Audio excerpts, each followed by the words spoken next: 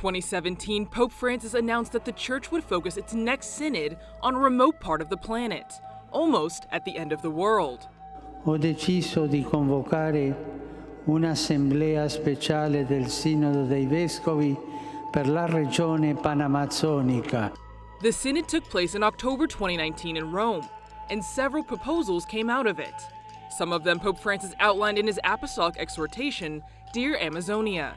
Years later, many of these initiatives have been carried out, while others are still being studied or have been put on hold for various reasons.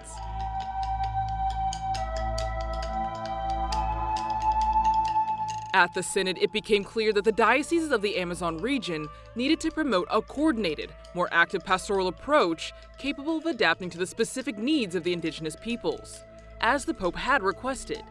Thus, the Sayama institution was born. ¿Qué queremos?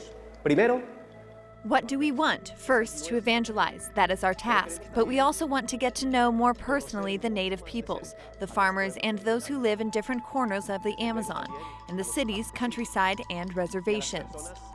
Pope Francis canonically approved Sayama in 2021, and in 2023, they held their first in-person assembly.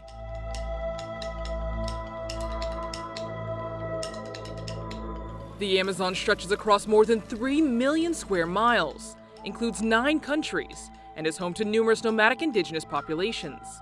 For various reasons, these groups do not live in the same place all the time. Therefore, in his exhortation, Pope Francis called for a pastoral ministry carried out by missionaries who could move throughout the territory.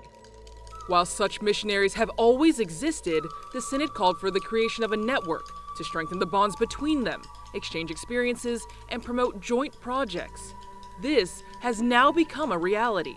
In 2023, the network had a meeting with about 50 missionaries in attendance.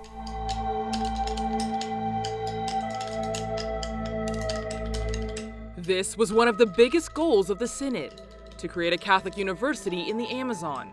The objective was to give the indigenous peoples the opportunity to have an academic formation, taking their culture into account. It also provided an opportunity to bring teachers closer to the reality of the Aboriginal people. As a result, the Pontifical Catholic University of Ecuador opened a branch in the Amazon in 2021.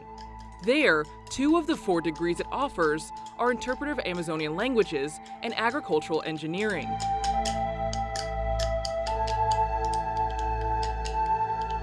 The female diaconate was another question that arose during the Amazonian Synod. We talk about valuing the role of women, but how? We have to go further. We have to propose something concrete. I think and dream about the female diaconate. Why not? The proposal was included in the final document of the Synod. Although Pope Francis does not mention it in his final exhortation, he did set up several commissions to study it. And, at the most recent Synod focused on synodality, the female diaconate was once again discussed.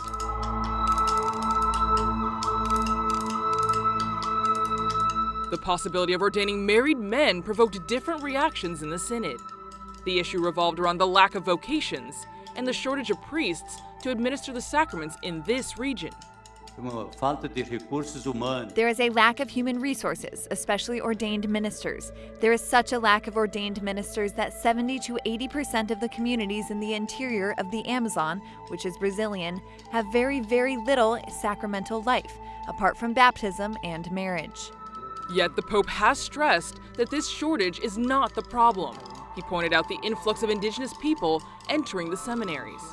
Es una verdadera injusticia social que no se le permite, de hecho, a los aborígenes el camino seminarístico y el camino del sacerdocio, ¿no? Pope Francis also pointed out that many priests from the Amazon live abroad. In Colombia, for example, there were more than 1,000 in the United States and Europe. In 2023, the Pope emphasized to a group of Colombians that the ordination of married men is not the solution. He says, this is not the problem, and I can say he gave me, or gave us, the bishops of the Amazon, the pastoral project.